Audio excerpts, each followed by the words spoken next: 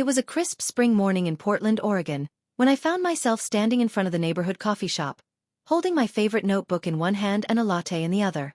I had lived in the city for nearly 10 years, but still, there were days when I felt like I was searching for a sense of belonging. My name is Emily Parker, and at 38, I had built a comfortable routine around my career as a freelance writer. My life was quiet, organized, and predictable. Maybe a little too predictable. That morning, I grabbed my usual table by the window and opened my notebook. I had been struggling with an article deadline, unable to find the words that matched the ideas in my head.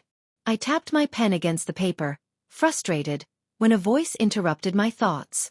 "Excuse me, is this seat taken?" I looked up and saw a tall man with kind eyes and a warm smile. He looked about my age, maybe early 40s, with neatly combed dark hair and a navy blazer that suggested he had just come from work. "No, it's not," I replied, offering a polite smile. He set down his coffee and laptop, then extended a hand. "I'm Michael Bennett. I just moved to Portland from Chicago for a new job." I introduced myself, and before long, we were talking about everything from books and travel to our favorite spots in the city. He told me he was working as a project manager for a nonprofit focused on urban development, and I shared my passion for storytelling and writing. Our conversation flowed so naturally that I nearly forgot about the blank page in front of me. Over the next few weeks, Michael and I kept running into each other at the same coffee shop. At first, I thought it was just coincidence, but eventually, I realized he was timing his visits around when he knew I'd be there. He always asked about my work, encouraged me when I was stuck, and listened with genuine interest. His kindness was disarming.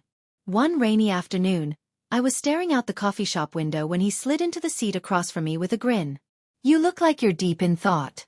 Writer's block again." I sighed. "You could say that. Sometimes I wonder if I'm even good at this anymore." Michael leaned forward. "Emily, I've read some of your pieces online. You have a gift for capturing emotion and detail.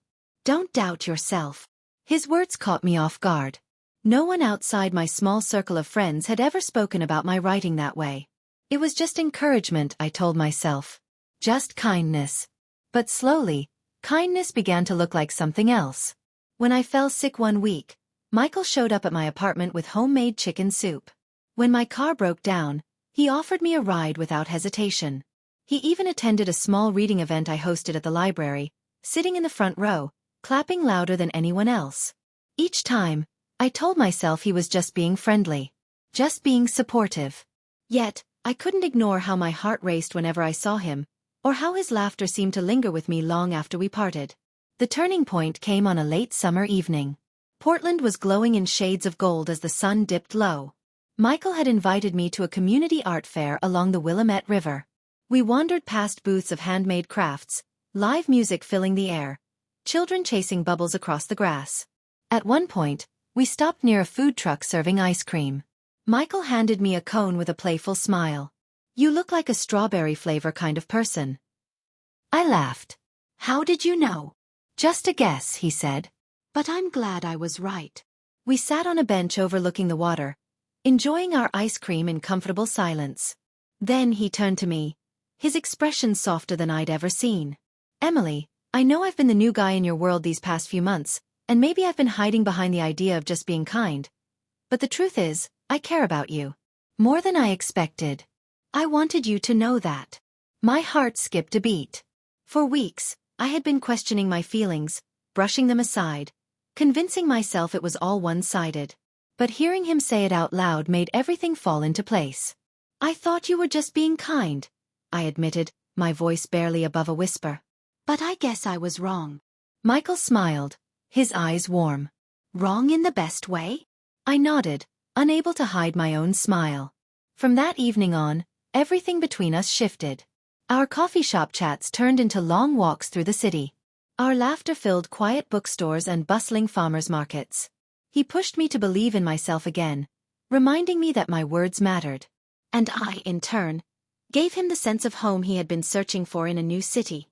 Looking back now, I realize it wasn't just about falling in love.